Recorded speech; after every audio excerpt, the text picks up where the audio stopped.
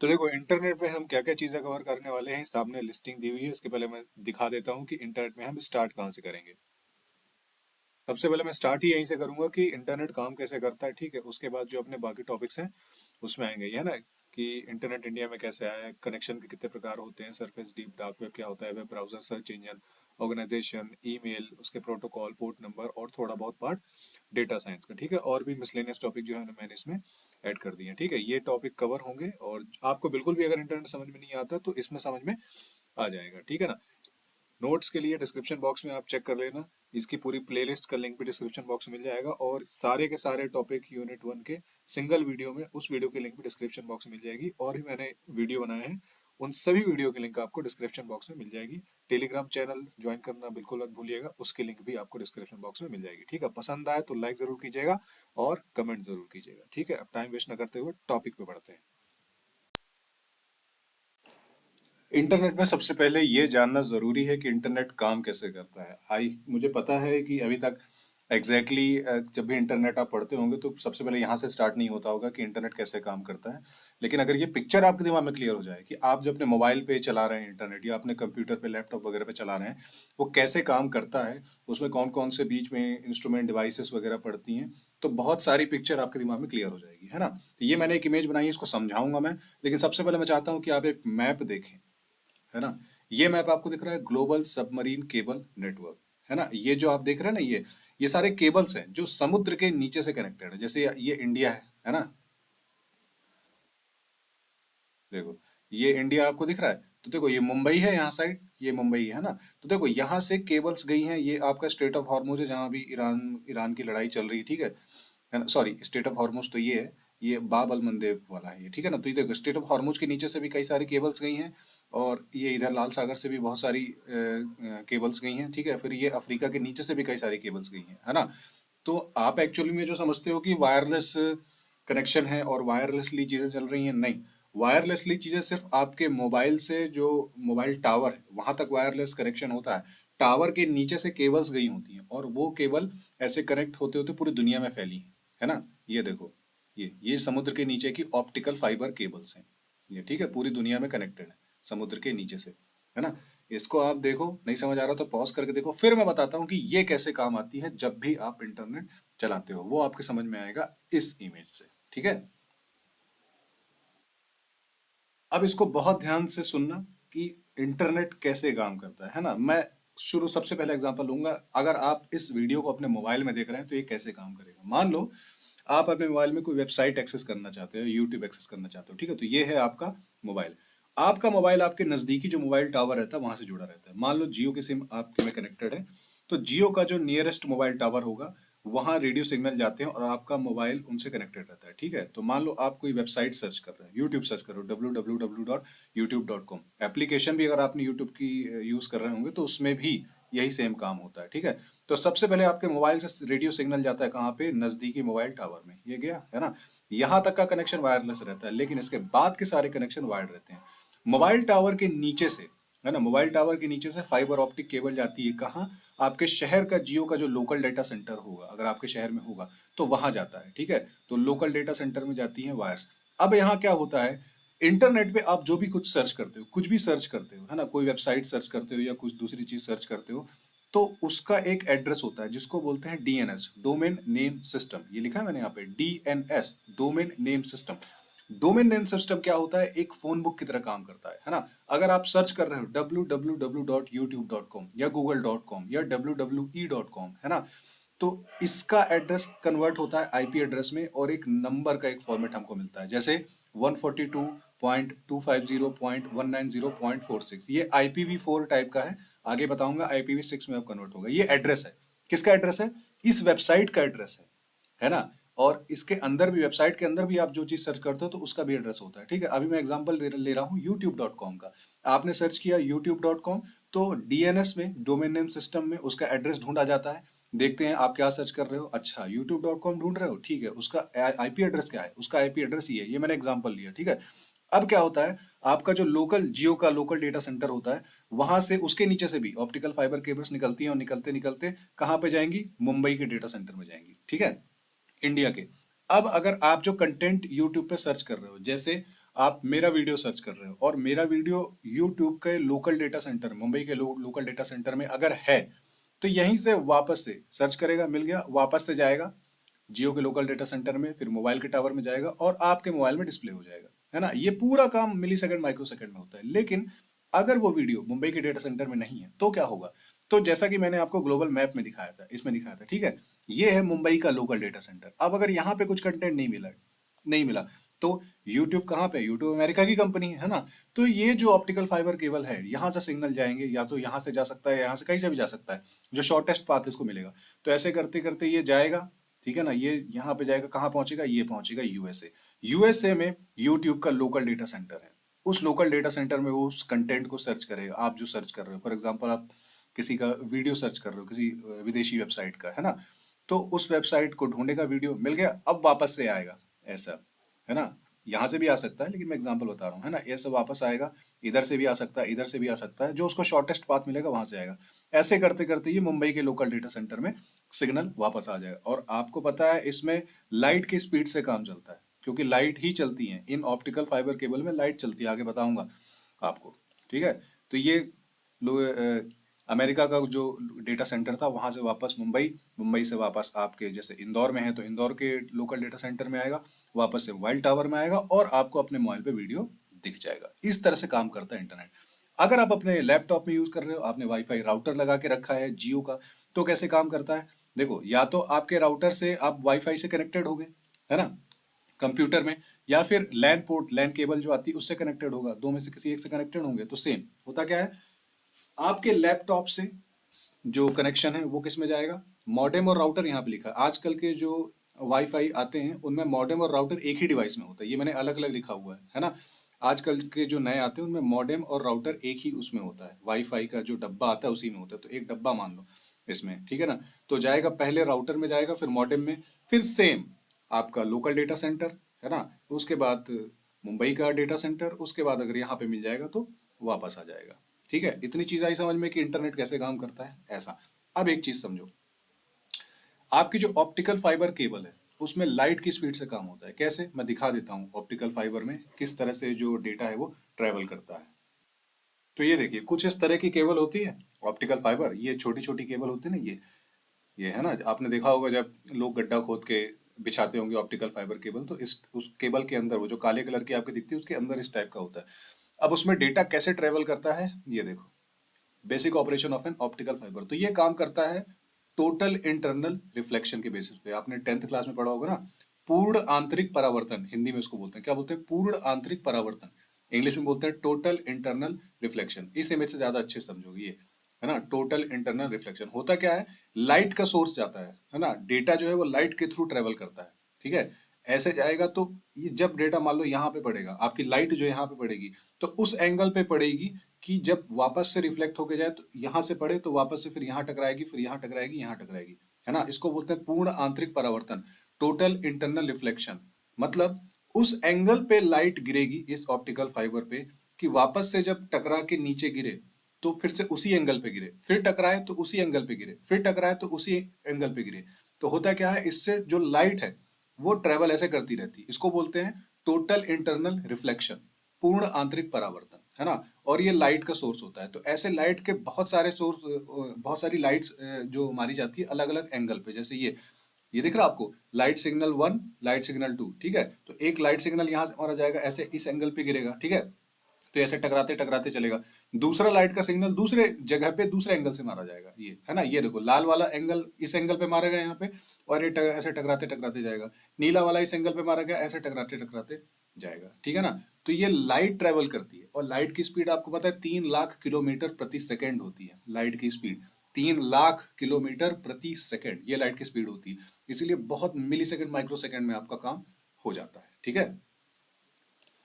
तो देखो, ये मैं आपको बता रहा था। तो इस तरह इंटरनेट काम करता है। तो अब जो है चारों तरफ तो ऑप्टिकल फाइबर केबल बिछ गए हैं, तो इसमें लाइट सिग्नल चलते हैं, ठीक है। लाइट सिग्नल ऑन ऑफ मैंने यहाँ पे लिखा है ना। तो आपके वाईफाई राउटर के अंदर जो मॉडेम भी होता है और राउटर भी होता है ना। पहले मॉडेम और राउटर अलग अलग आता था। तो होता क्या था, जैसे ही ये ऑप्टिकल फाइबर केबल पहले मॉडेम में जाती थी, है ना, तो चूंकि इसमें से तो लाइट आ रही है, लिखा है ना लाइट सिग्नल ऑन ऑफ, तो इसमें से आ रही है लाइट, तो ये जाता था पहले मॉडेम में, मॉडेम उसको कन्वर्ट करता था इलेक्ट्रिकल सिग्नल में, क्योंकि ये लाइट सिग्नल है, ये लाइट चल रही है ना, इलेक्ट्रिकल सिग्नल थोड़ी है, ये तो लाइट सिग्नल है। तो लाइट आती थी पहले मॉडेम में जाते थे कि ये केबल जोड़ते थे मॉडेम में, मॉडेम इन सिग्नल को इलेक्ट्रिकल सिग्नल में कन्वर्ट करता था और फिर कन्वर्ट करके देता था राउटर को, और राउटर से फिर केबल जाती थी कंप्यूटर में, क्योंकि कंप्यूटर लाइट पे काम थोड़ी करता है, कंप्यूटर तो इलेक्ट्रिसिटी पे काम करता है ना, इसको इलेक्ट्रिकल सिग्नल चाहिए, ठीक है ना। तो लाइट सिग्नल को इलेक्ट्रिकल सिग्नल में कन्वर्ट करता था मॉडेम, है ना। अभी अभी कन्वर्ट करता है, ठीक है। बहुत पहले जब यूज होते थे तो आपको याद होगा कि टेलीफोन के कनेक्शन के थ्रू इंटरनेट आप चलाते थे। आपको याद होगा कुछ साल पहले, लगभग मैंने खुद चलाए 8-10 साल पहले, टेलीफोन का कनेक्शन लेना पड़ता था ब्रॉडबैंड में, और टेलीफोन का जो कनेक्शन आता था उससे इंटरनेट चलता था, है ना। तो उस कनेक्शन में कॉपर वायर यूज होते थे। तो क्या होता था उसमें, आपका जैसे मान लो ये आपका कंप्यूटर है, ठीक है, और मॉडेम लगा हुआ है, तो मॉडेम का तो मैंने आपको बता दिया कि मॉडेम से जब बाहर सिग्नल निकलता है तो 0-1 में निकलेगा, है ना। मॉडेम से बाहर सिग्नल निकलेगा तो 0-1 में निकलेगा। तो लोकल एक्सचेंज से कनेक्टेड रहता था, लोकल जो टेलीफोन एक्सचेंज रहता था, तो उसमें कॉपर वायर्स का यूज होता था, फोन लाइन यूज होती थी ना जो, तो उसमें कॉपर वायर का यूज होता था। तो होता ये था इसमें कि मान लो लोकल आपका डेटा सेंटर है, वहां से आ रहा है लोकल एक्सचेंज में, फिर लोकल एक्सचेंज से आपके मॉडेम तक जाता है, तो तब कॉपर वायर में एनालॉग सिग्नल ट्रेवल करता था। अब नहीं करता, अब तो सब जगह ऑप्टिकल फाइबर ही यूज होने लग गया। तो वो मॉडेम में जाता था, मॉडेम उसको डिजिटल सिग्नल में कन्वर्ट करता था। तो कंप्यूटर में मैंने आपको बताया होगा कि मॉडेम का क्या मतलब है, मॉड्यूलेटर, डीमॉड्यूलेटर, बताया ना। अगर आपने कंप्यूटर वाला लेक्चर नहीं देखा होगा तो उसको जरूर देखना। मॉडेम का मतलब है मॉड्यूलेटर और डीमॉड्यूलेटर। ये क्या करता है, मॉड्यूलेट मतलब डिजिटल सिग्नल को एनालॉग सिग्नल में, और डीमॉड्यूलेट मतलब एनालॉग सिग्नल को डिजिटल में। तो क्या होगा, जब लोकल एक्सचेंज से मॉडेम में सिग्नल जाएगा कॉपर वायर के थ्रू, तो ये एनालॉग सिग्नल है, ये वाला एनालॉग सिग्नल है, और कंप्यूटर को चाहिए डिजिटल। तो क्या करेगा मॉडेम, इस एनालॉग को डिजिटल में कन्वर्ट करेगा, और वापस से जब कंप्यूटर से आपको ये डेटा भेजोगे 0-1 के थ्रू, वो मॉडेम में जाता, और मॉडेम्स को उसको लोकल एक्सचेंज में भेजना होता, तो उसको एनालॉग सिग्नल में कन्वर्ट कर देता। हालांकि आजकल ये यूज बहुत कम होता है, लगभग ना के बराबर होता है, अब तो सब जगह ऑप्टिकल फाइबर केबल ही बिछ गई है, ठीक है। तो आई होप ये आपको फोटो समझ में आई होगी, है ना। थोड़ा नहीं समझ में आया होगा तो वापस से रिपीट करके आप इसको फिर से देख सकते हैं ना। लेकिन इंटरनेट ऐसे ही काम करता है बेसिक, चाहे आप मोबाइल में चलाओ, अपने लैपटॉप में चलाओ, कंप्यूटर में चलाओ, कहीं भी चलाओ, इंटरनेट बेसिकली ऐसे ऐसे ही काम करता है। अब इंटरनेट के भी अलग अलग कनेक्शन के टाइप होते हैं, अलग अलग टर्म्स होते हैं। जैसे एक आपने देखा आईपी एड्रेस, आईपी एड्रेस में आप देखोगे IPv4, IPv6, डीएनएस मैंने आपको समझा दिया, डोमेन नेम सिस्टम, है ना। ऐसे बहुत सारे टर्म्स है जो हम आगे देखेंगे, आपको ये बेसिकली समझना बहुत जरूरी था जो मैंने आपको बता दिया। देख लेते हैं हिस्ट्री ऑफ इंटरनेट कि इंटरनेट कैसे कैसे शुरू हुआ, ठीक है। 1969 में इस सारी चीजों की शुरुआत हुई, जब अर्पानेट, आपने बुक पढ़ा होगा, जो कोई सी भी बुक अगर आपने पढ़ी होगी तो अर्पानेट नाम जरूर सुना होगा, ठीक है। फुल फॉर्म क्या है इसका, advanced research project agency network, इसकी शुरुआत हुई। दुनिया का पहला पैकेट स्विचिंग नेटवर्क था, और अमेरिकी रक्षा विभाग ने इसका विकास किया था, है ना, यूएस डिपार्टमेंट ऑफ डिफेंस में। इसी नेटवर्क ने आधुनिक इंटरनेट की नींव रखी, और पहला संदेश एलो भेजा गया। एलो मतलब लॉगिन, है ना, ठीक है। फिर 1983 में TCP/IP जो मानक था वो स्टार्ट हुआ। TCP/IP मतलब ट्रांसमिशन कंट्रोल प्रोटोकॉल या इंटरनेट प्रोटोकॉल। 1 जनवरी 1983 को अर्पानेट ने आधिकारिक तौर पर TCP/IP को अपनाया, ठीक है। ये मैंने सूचना और संचार प्रौद्योगिकी में इसको बताया हुआ है, इसका वीडियो भी आपको मिल जाएगा।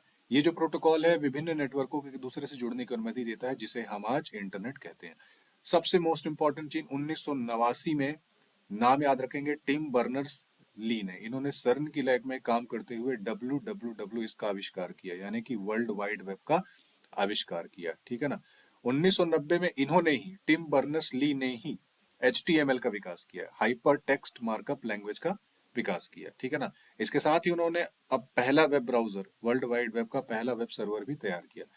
फिर 1993 में मोजाइक ब्राउजर का लॉन्च हुआ। ये पहला ग्राफिकल वेब ब्राउजर था जिसने इंटरनेट को आम जनता के लिए आसान बना दिया। इसने टेक्स्ट के साथ इमेजेस दिखाने की भी सुविधा शुरू की, क्योंकि 1990 तक आप जैसा नाम देख रहे हैं हाइपर टेक्स्ट मार्कअप लैंग्वेज, इसमें सिर्फ टेक्स्ट दिखते थे।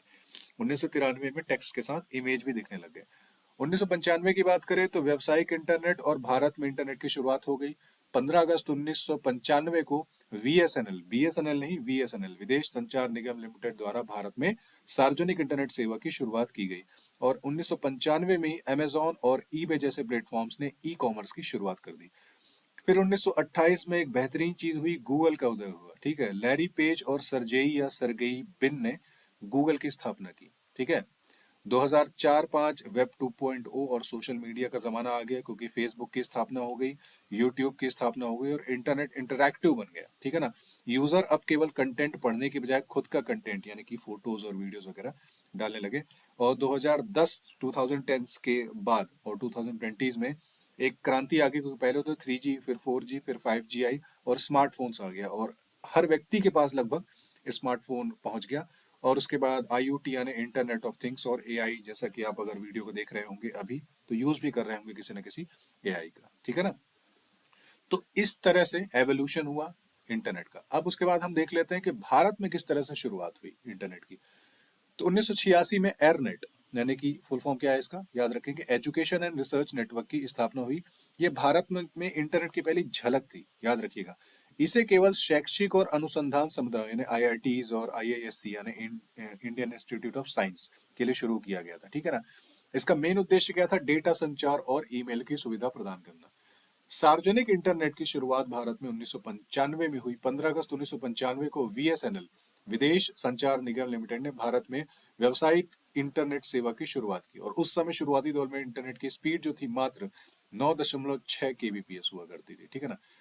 1998 में निजी ISP यानी निजी इंटरनेट सर्विस प्रोवाइडर का आगमन हुआ। सरकार ने निजी कंपनियों को इंटरनेट सेवा देने की अनुमति दी और सत्यम इन्फोवे सिफी भारत का पहला निजी ISP बना, जिससे इंटरनेट की कीमतें कम होने लगी। सन 2000 में IT एक्ट आया, जो कि साइबर वाले चैप्टर में आप पढ़ेंगे। IT act, information technology act 2000 लागू हुआ। भारत सरकार ने इंटरनेट और साइबर के कानून जो होते हैं, E-कॉमर्स जो होते हैं, उनको विनियमित करने के लिए यानी कि थोड़ा बोलते हैं टाइट करने के लिए उनको ये लागू किया, ठीक है ना। और इसी वर्ष rediff.com जैसे भारतीय पोर्टल्स बहुत लोकप्रिय हुए। फिर 2004 में ब्रॉडबैंड पॉलिसी की घोषणा हुई। सरकार ने ब्रॉडबैंड की न्यूनतम गति 256 kbps तय की, है ना। फिर 2009-10 में आते हैं तो 3G स्टार्ट हो गया, मोबाइल पे हाई स्पीड इंटरनेट शुरू हो गया। फिर 2016 सभी को पता है, जियो ने एक क्रांति की शुरुआत की, है ना। रिलायंस जियो के आने से भारत में डेटा की कीमतें दुनिया में सबसे सस्ती हो गई। आपको याद होगा, एक साल के लिए जियो ने डेटा को फ्री कर दिया था, फ्री में यूज करो, ठीक है ना। और 2022-23 में भारत में 5G स्टार्ट हुआ, है ना, फिफ्थ जनरेशन।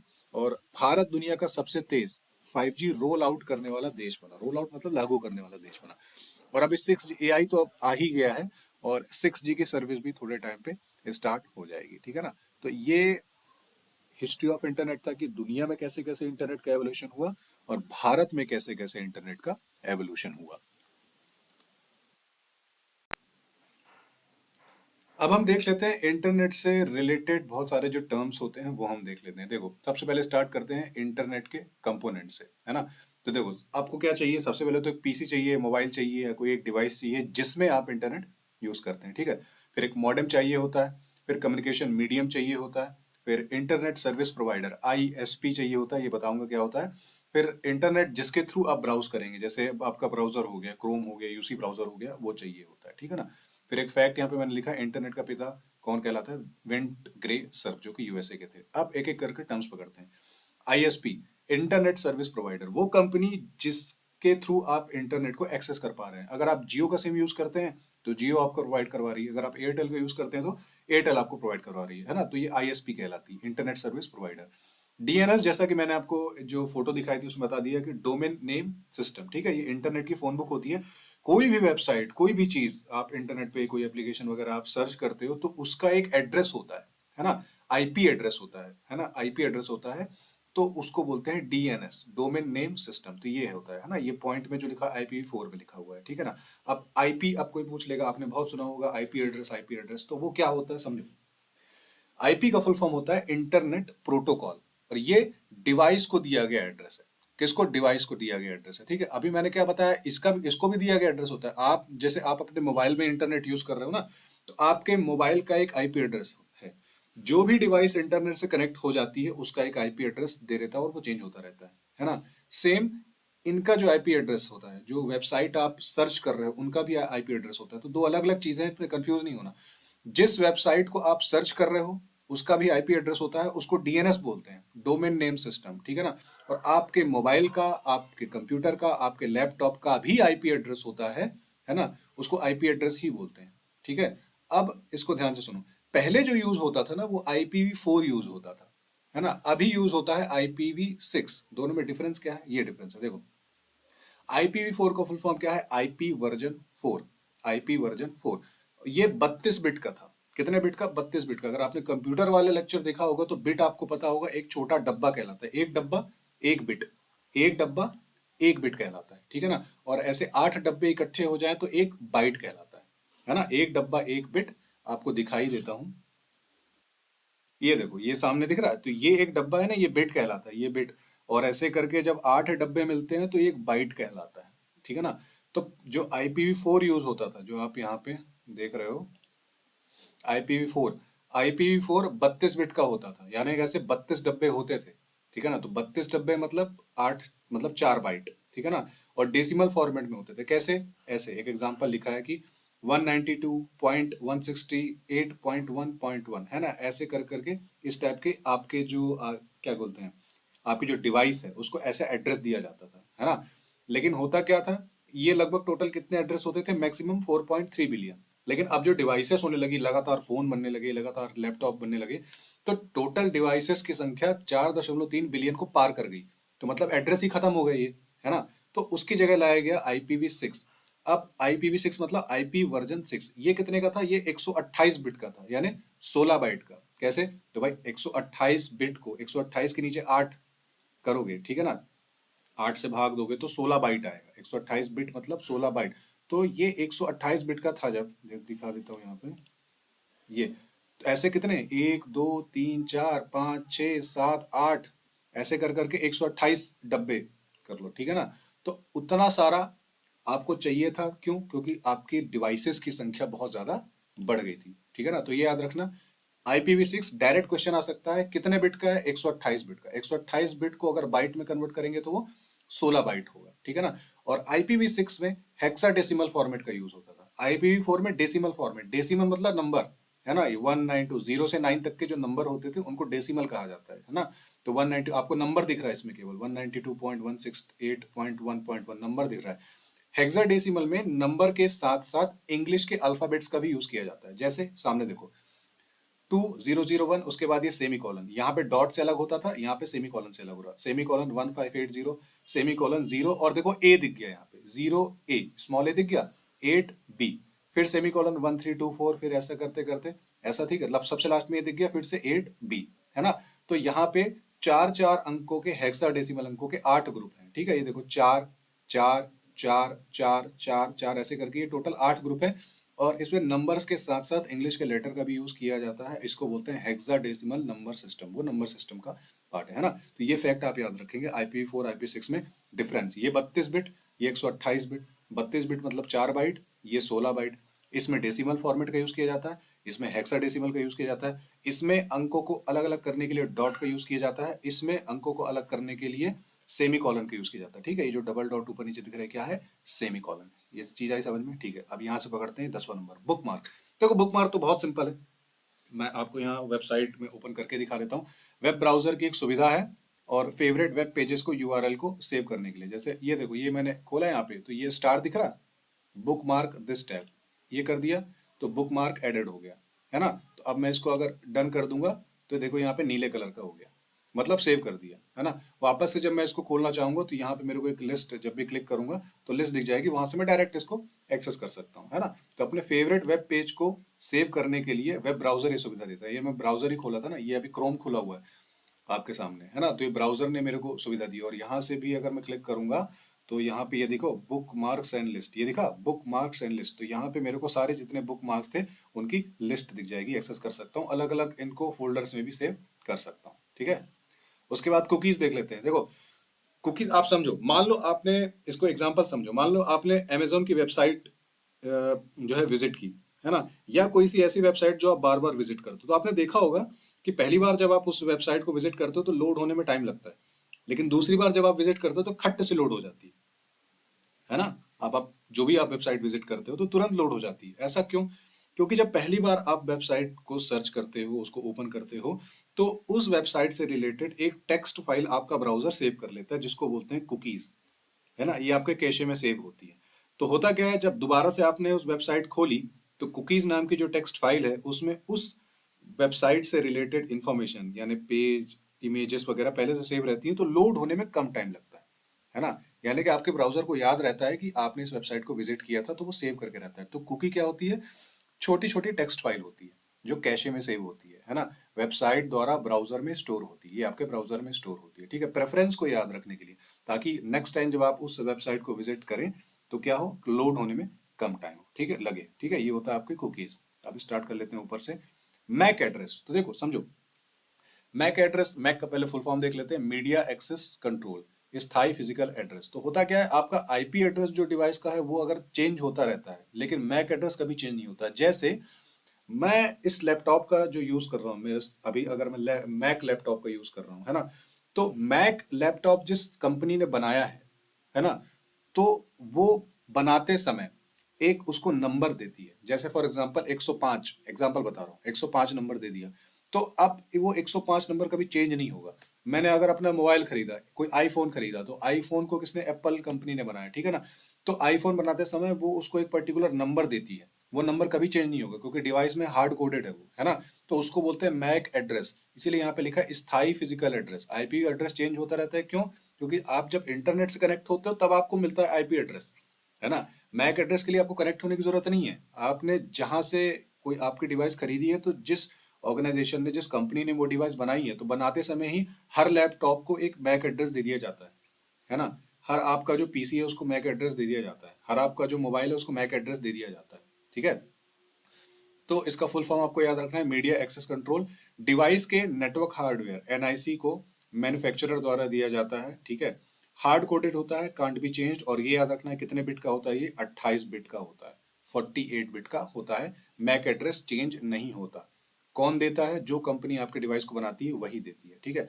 अब ये एक बहुत इंपॉर्टेंट है, URL, है ना। इससे रिलेटेड क्वेश्चन आते हैं, एक ये इससे रिलेटेड और एक ईमेल से रिलेटेड क्वेश्चन भी आता है, ठीक है। यूआरएल मतलब यूनिफॉर्म रिसोर्स लोकेटर। अब मैं आपको रियल टाइम एक वेबसाइट दिखा के बताऊंगा जो मैंने यहाँ पे लिखी हुई है। तो देखो, www.wwe.com, फिर मैंने एक स्लैश लगाया 2025, फिर स्लैश लगाया फोल्डर। तो देखो, ये जो शुरू का www है, इसको बोलते हैं होस्ट नेम, है ना, वर्ल्ड वाइड वेब। इसकी लिस्टिंग भी है कि किसने कब क्या खोजा, ये भी लिस्टिंग है। अभी आप समझो कि ये है क्या, ठीक है। इसको बोलते हैं होस्ट नेम, या फिर इसको बोलते हैं सब डोमेन भी बोलते हैं, होस्ट नेम भी बोलते हैं और सब डोमेन भी बोलते हैं। अब आते हैं इन दो टर्म्स पे, wwe, फिर आते हैं .com पे, ठीक है ना।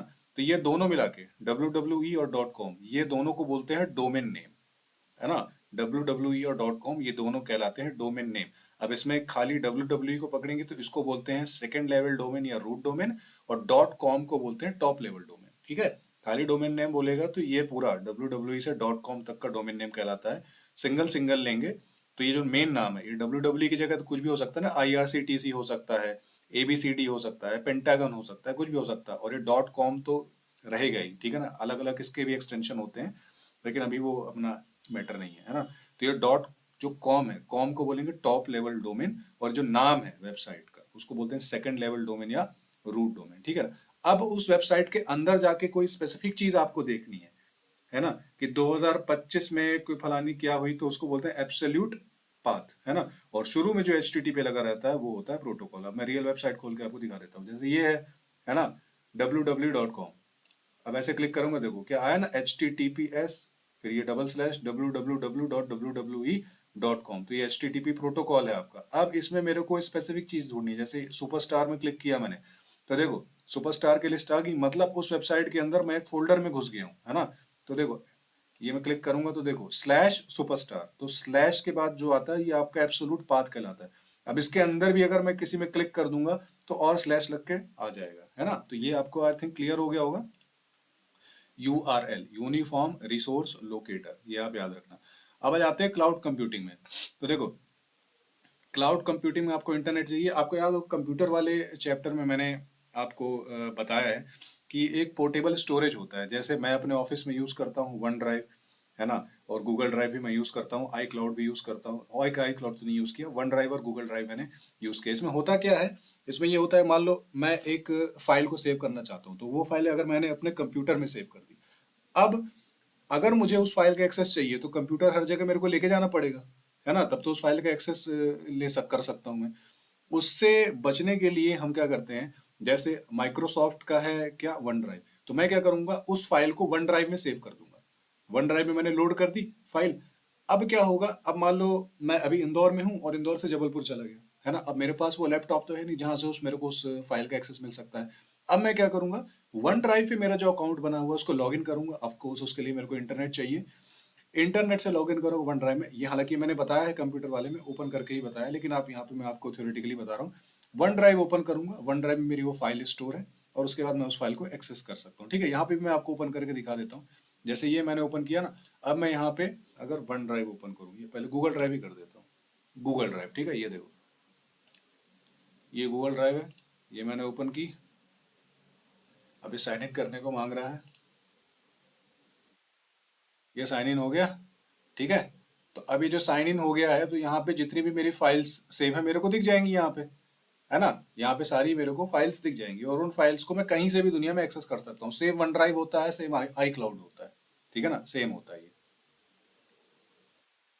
ये समझ में आ गया। वन ड्राइव आपको याद रखना है कौन सी किस कंपनी का है। वन ड्राइव माइक्रोसॉफ्ट का है ना। और आई क्लाउड एप्पल का है जो कि 2011 में आया था। गूगल ड्राइव गूगल का है और मेघराज जो है वो गवर्नमेंट ऑफ इंडिया का है। ठीक है, तो ये इसी को बोलते हैं क्लाउड। यहाँ क्लाउड मतलब बादल नहीं होता। क्लाउड मतलब ये कि इंटरनेट की सहायता से मैं कहीं पे भी बैठे अपने किसी रिसोर्स का, किसी फाइल का, किसी भी चीज का एक्सेस कर सकता हूँ। तो ऐसा बोलते हैं कि वो क्लाउड में स्टोर है। क्लाउड मतलब यही, दूर किसी सर्वर में स्टोर है। वन ड्राइव का सर्वर हो सकता है, गूगल ड्राइव का सर्वर हो सकता है, आई क्लाउड का सर्वर हो सकता है, ठीक है ना। अब इसमें तीन टाइप दिए हैं क्लाउड कंप्यूटिंग के, सास, पास और IaaS। ठीक है, इसको देख लेते हैं। कुकीज वगैरह तो मैंने बता दिया है, ये सास वगैरह मैं आपको बता देता हूँ ये होता क्या है। तो देखो, सास मतलब क्या है, software as a service.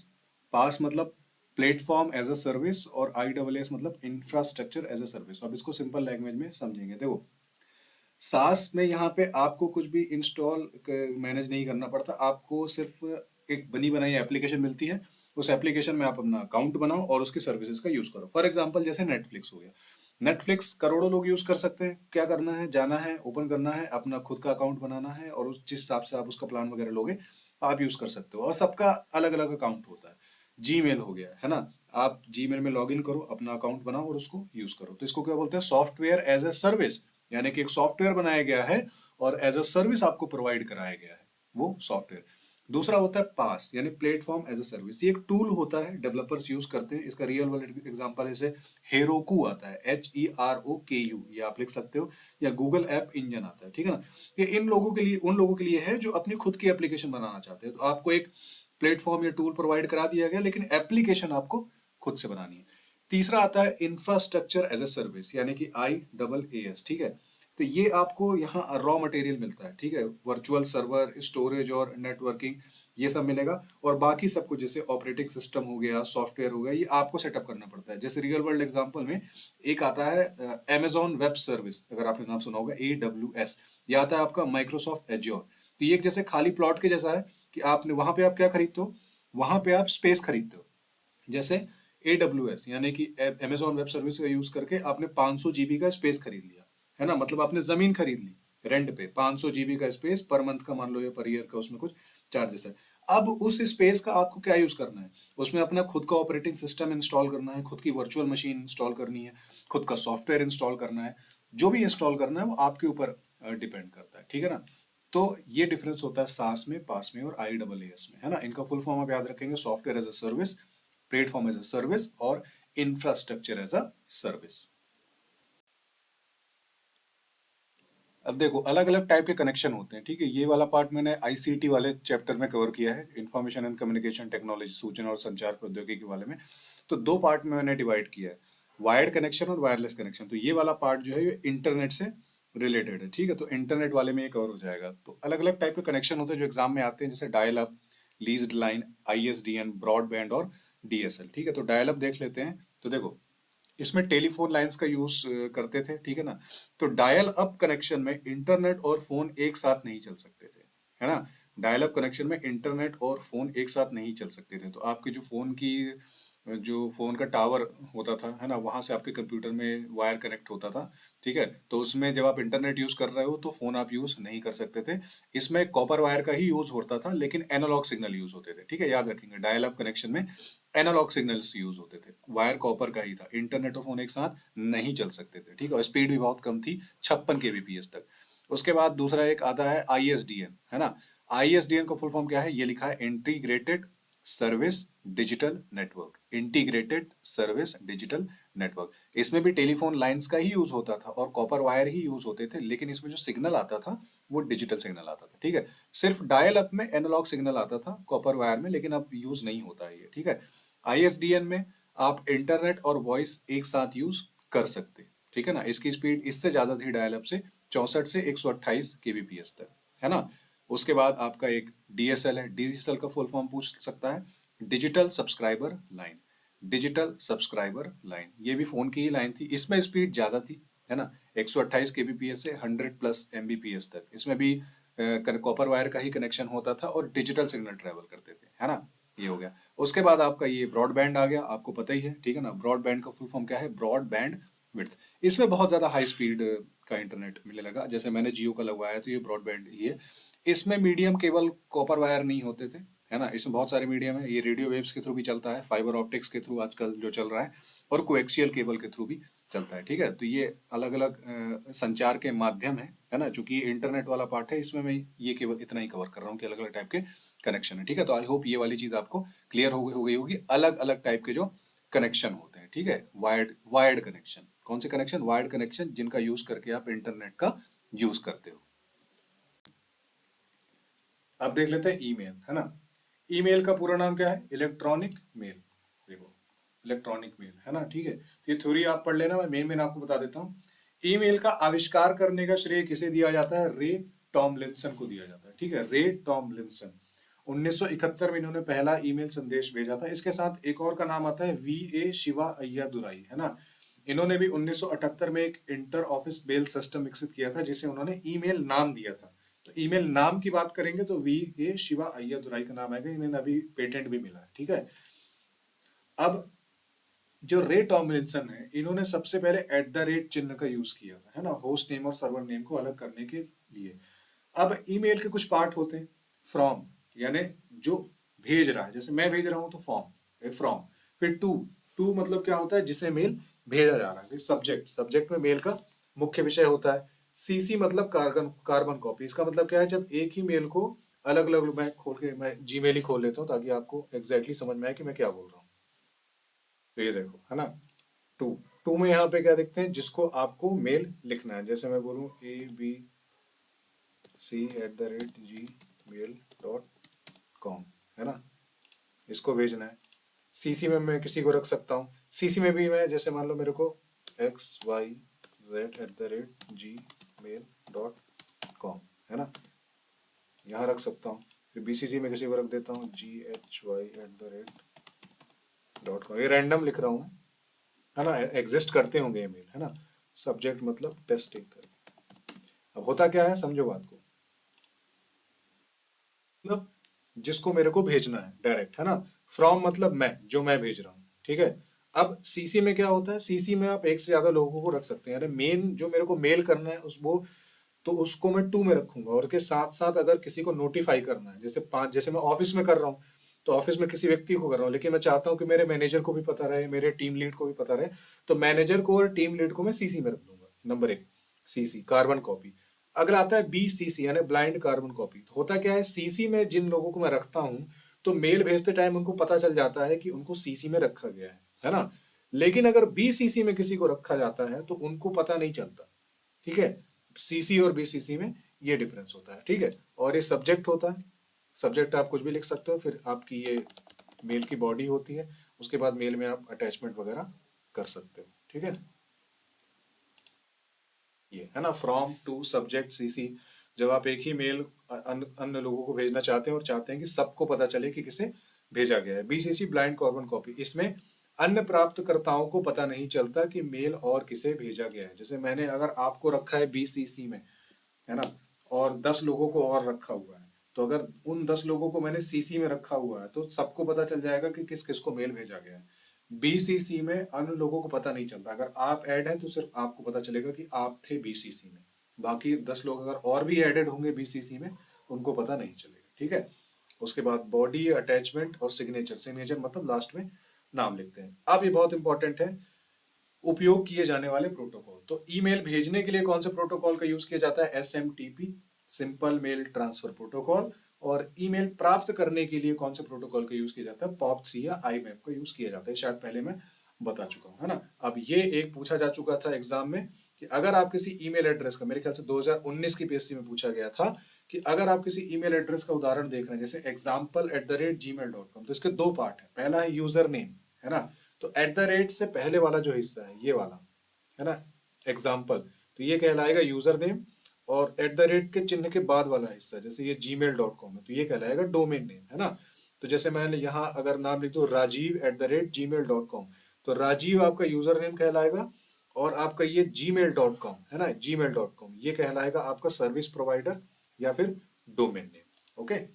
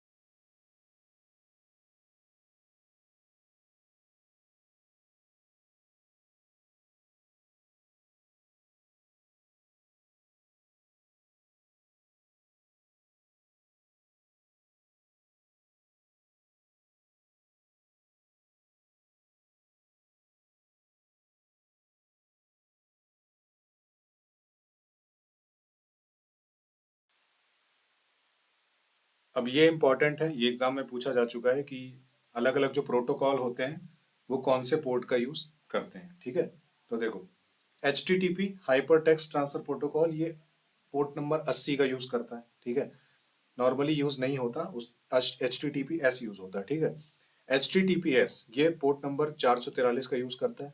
FTP port number 20 और 21 का। SMTP जो कि ईमेल भेजने के लिए यूज होता है ना, याद रखना, ईमेल भेजने के लिए ये पोर्ट नंबर 25 का यूज करता है। और POP3 और IMAP ये ईमेल रिसीव करने के लिए है ना। POP3 यानी पोस्ट ऑफिस प्रोटोकॉल वर्जन 3 ये ईमेल प्राप्त करने के लिए, डाउनलोड करने के लिए यूज होता है, ये पोर्ट नंबर 110 का यूज करता है। IMAP internet message access protocol email को सर्वर पर देखने और मैनेज करने के लिए यूज होता है, ये पोर्ट नंबर 143 का यूज होता है। ठीक है, ऐसे ही है DNS 53, telnet 23, SSH 22, gopher 70, DHCP और SNP है ना। इनमें से मेन इंपॉर्टेंट बता देता हूँ, HTTP HTTPS SMTP और POP3 है ना, ये याद रखना है, ये ज्यादा इंपॉर्टेंट है जो आपसे पूछा जा सकता है। ठीक है, प्रोटोकॉल बहुत इंपॉर्टेंट है, फिर से बता रहा हूँ, एग्जाम में पूछा जा चुका है।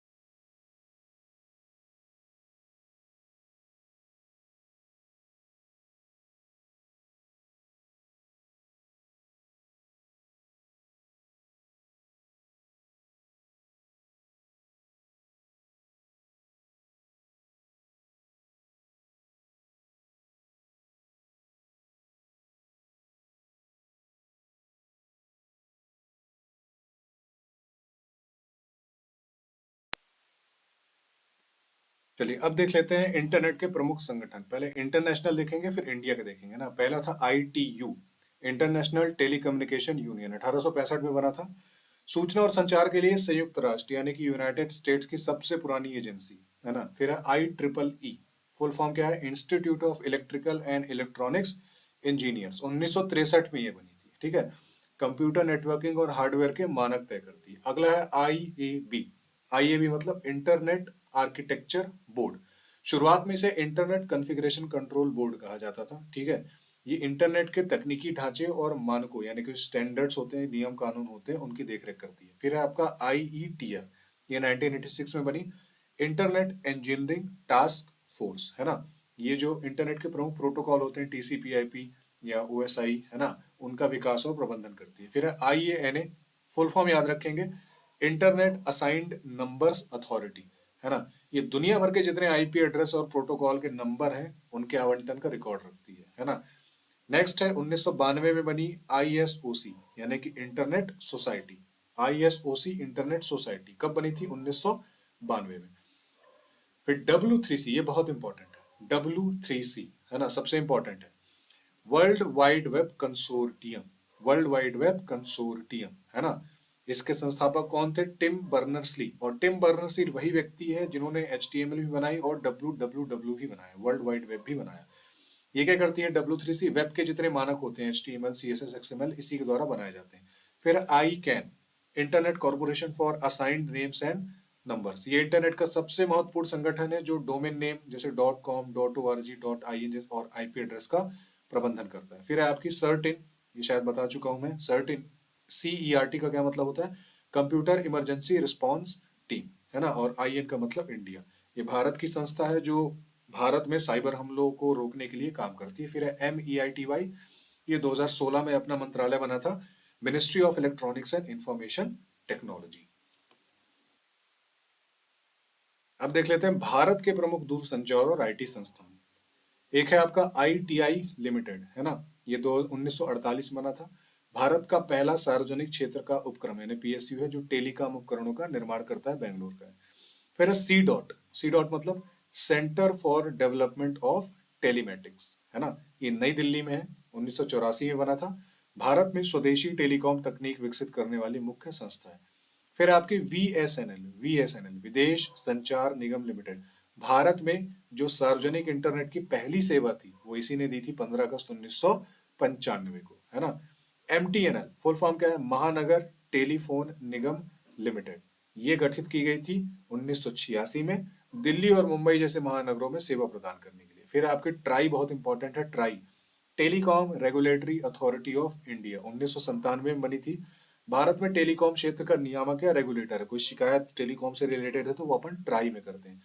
फिर आपका BSNL, है ना, भारत संचार निगम लिमिटेड, सन 2000 में बना था ये। TD सेट ट्राई के न्यायिक कार्यों को अलग करने के लिए बना एक ट्रिब्यूनल है। NEILIT, है ना, ये नई दिल्ली में है, सूचना प्रौद्योगिकी और इलेक्ट्रॉनिक्स में प्रशिक्षण और कौशल विकास के लिए जिम्मेदार। सर्टिन ये बता चुका हूँ ऊपर ही, MATI भी बता चुका हूँ। फिर आपका ये BBNL क्या, भारत ब्रॉडबैंड नेटवर्क लिमिटेड, ये भारत नेट परियोजना को लागू करने के लिए गठित किया गया था। अब BSNL में इसका विलय जो है प्रस्तावित है, ठीक है। अब देख लेते हैं डेटा साइंस। डेटा साइंस से रिलेटेड थोड़ी बहुत चीजें आएंगी, इसलिए थोड़ा बहुत इसको देख लेंगे। तो देखो, डेटा साइंस की अलग अलग ब्रांचेस कौन कौन सी, सबसे पहले होता है डेटा कलेक्शन, है ना। तो देखो डेटा साइंस में क्या होता है, हम डेटा से खेलते हैं। जैसे मान लो IPL का एग्जांपल फिर से आपको देता हूँ। IPL में जो मैचेस होते हैं उनमें अगर मेरे को प्रिडिक्शन करना है कि अगर सनराइजर्स हैदराबाद का और बेंगलोर का मैच है तो उन दोनों में से कौन जीतेगा, उसके लिए मैं क्या करूंगा, उसके लिए डेटा साइंस का यूज करूंगा। क्या करूंगा, डेटा कलेक्ट करूंगा, दोनों तरफ के खिलाड़ियों का डेटा कलेक्ट करूंगा, बैट्समैन का, बॉलर्स का, ठीक है, उनके पर्सनल रिकॉर्ड्स कितने हैं, शुरू में जब शुरू के 10 ओवर होते हैं तो उनके बैट्समैन कैसे परफॉर्म करते हैं, लास्ट के 10 ओवर में कैसे परफॉर्म करते हैं, उनके जो इंडिविजुअल प्लेयर्स हैं उनके पर्सनल रिकॉर्ड कैसे हैं, हर प्लेयर ने कितने मैच खेले हैं, कितने विकेट लिए हैं, शुरू के ओवर में लिए हैं, लास्ट के ओवर में लिए हैं, ठीक है, ये क्या हुआ, डेटा, है ना। तो पहला जो चरण होता है वो डेटा कलेक्शन का होता है, अलग अलग सोर्सेस से हम डेटा इकट्ठा करते हैं जिसको कहते हैं रॉ डेटा। सेकंड जो चरण होता है उसको बोलते हैं डेटा क्लीनिंग। अभी तो आपके पास बहुत सारे डेटा हो गया, उसमें से बहुत सारा डेटा फालतू का भी होगा, है ना। तो इसमें से फालतू डेटा हटाना और जितना डेटा अपने काम का है उसको क्लीन करना और अपने यूज करने के लिए टेबल वेबल वगैरह के फॉर्म में बनाना, इसको कहते हैं डेटा क्लीनिंग, है ना। अब आपका डेटा बन गया टेबल के फॉर्म में, नेक्स्ट स्टेप आता है डेटा का एनालिसिस करना, है ना। अब आपको डेटा का पैटर्न समझना है कि अगर जैसे एक एग्जांपल कि इस टीम में ये पर्टिकुलर बॉलर रहता है तो जीतने की संभावना ज्यादा रहती है। जब भी ये बॉलर बॉलिंग करता है तो हर मैच में कम से कम 1 या 2 विकेट लेता है। जब भी इस बॉलर से शुरू के ओवर कराए जाते हैं तो ये विकेट लेता है, या लास्ट के ओवर कराए जाते हैं तो रन रोकता है। ये इन्फॉर्मेशन आपको कहाँ से मिलेगी, डेटा का एनालिसिस करने के लिए, ठीक है। नेक्स्ट आता है मशीन लर्निंग, कंप्यूटर को डेटा से सीखने और भविष्य के बारे में भविष्यवाणी करने में सक्षम बनाना। इसमें क्या होता है, आर्टिफिशियल इंटेलिजेंस का एक टाइप है, इसमें आप जो मशीन होती है, जो AI होता है, उसको आप डेटा देते हैं, डेटा के आधार पर वो प्रिडिक्शन करता है, ठीक है, सही प्रिडिक्शन करता है, कभी गलत प्रिडिक्शन करता है, वापस से उसको ट्रेन करते हैं, ठीक है। तो ये पूरा प्रोसेस होता है मशीन लर्निंग का। फिर आता है लास्ट में डेटा विजुअलाइजेशन। अब इसमें डेटा को चार्ट में, ग्राफ में, डैशबोर्ड के माध्यम से प्रस्तुत किया जा सकता है, ठीक है। तो जो आपका डेटा साइंटिस्ट होता है पूरा बना लेता है, उसके बाद जो मैनेजर वगैरह होते हैं उनको दिखाता है कि ये देखो सर, जब भी ये पर्टिकुलर खिलाड़ी टीम में आता है तो टीम के जीतने की संभावना इतने परसेंट होती है। जब भी टॉस जीत के पहली बैटिंग का फैसला करती है टीम तो इतने इतने परसेंट संभावना होती है, you know what I mean. तो क्या होता है, एक चार्ट बनाया जाता है, ग्राफ बनाए जाते हैं और अलग अलग चार्ट और ग्राफ के माध्यम से आंकड़ों को दिखाया जाता है ना। अब डेटा साइंस में बहुत सारे टूल यूज किए जाते हैं, आपको सिर्फ टूल के नाम याद रखने हैं, है ना। प्रोग्रामिंग लैंग्वेज की बात करें तो पाइथन सबसे ज्यादा फेमस है लैंग्वेज है, प्रोग्रामिंग लैंग्वेज, उसका यूज किया जाता है। उसके अलावा R या SQL, ये दोनों का यूज किया जाता है। पांडास, है ना, pandas, NumPy, SAS, MS Excel, है ना, ये टूल है, इनका यूज किया जाता है।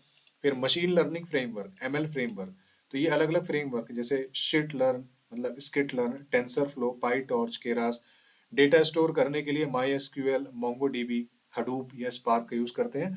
और डेटा विजुअलाइजेशन यानी डेटा को ग्राफ के रूप में, चार्ट के रूप में दर्शाने के लिए टैबलू, पावर बीआई, है ना, मेनली टैबलू और पावर बीआई का यूज किया जाता है। ठीक है, तो एक सिर्फ इसको एक नजर याद रखेंगे ताकि अगर एग्जाम में डायरेक्ट टूल का याद आ गया, जैसे पांडास किससे रिलेटेड है ना, तो डेटा एनालिसिस का एक टूल है। या टैबलू पूछ ले तो क्या है, डेटा विजुअलाइजेशन का टूल है ना। तो ये ऐसा ना हो कि पहली बार उस टर्म को आप देख रहे हैं, है ना, इसलिए मैंने इसमें इंक्लूड कर दिया है।